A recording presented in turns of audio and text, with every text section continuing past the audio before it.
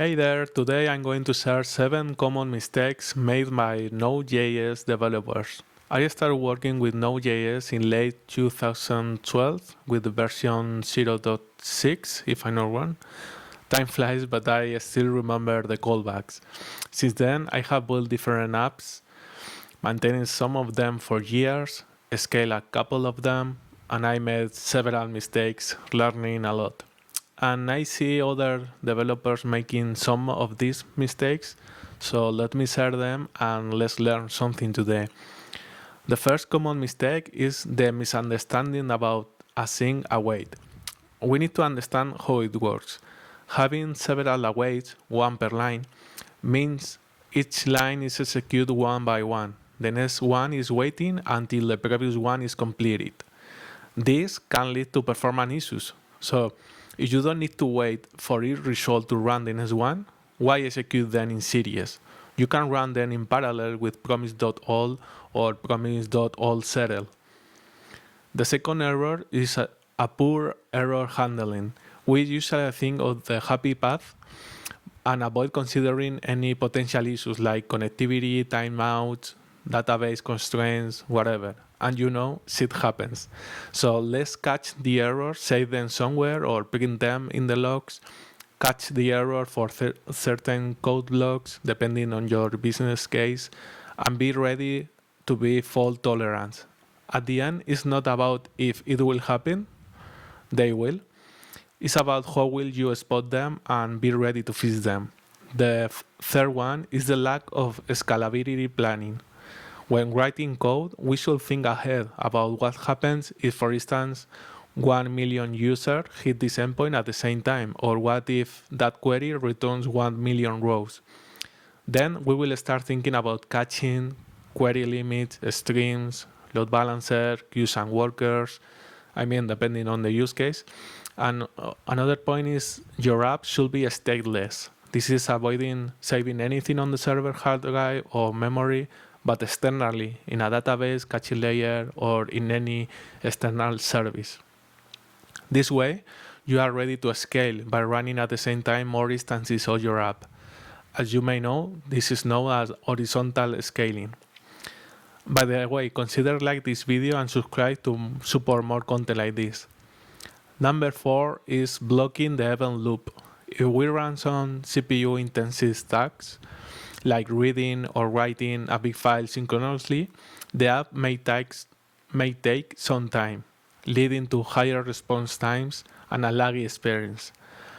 Keep in mind that we can use strings for reading or writing files, or another use case, we can decouple or split the high CPU demanding tasks from the API to a queue and a worker. There are different options depending on the use case. Number 5, a big one in a single word, organization. We can improve the organization by writing clean code and building clean architecture. They are not buzzwords. I learned it in the hard way. When you truly need to scale an API or an Node.js app, you need to have an easy to understand code over time, even if you wrote it yourself, and a good architecture to scale and maintain over the years. Otherwise, you will struggle as I did. I truly believe one thing is building an app, and another thing is maintaining and scaling over the years. It's related but different skills. If you want to learn more about clean code or clean architecture, leave a comment to let me know. Number 6, lack of testing. And don't get me wrong, I don't mean having 100% test coverage, which could be awesome by the way, but at least have coverage over the core feature and the main functionality of the APIs or the app. Eventually, you will need to update some dependencies, add something new, or fix a bug.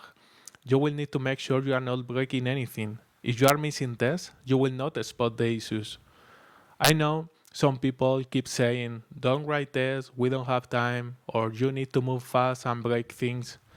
Bullshit. Well, of course you will break things. But I explored that way in the past and it didn't work for me.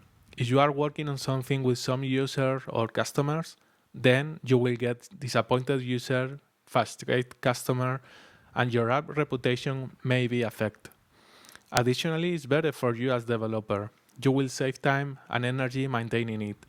It will be easier and faster. I think tests pay off. And lastly, number 7, security. This includes basic things like authorization, JSON web tokens, hashing, encryption, firewalls, and avoiding hardcoding things in the code. Please don't hardcode credentials in the code. Use environment variables.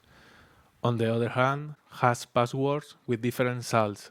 Apply encryption, enable firewalls, make sure you require authentication for all the resources like the database, the caching service, or whatever, and the endpoints that proceed require JSON web token and so on.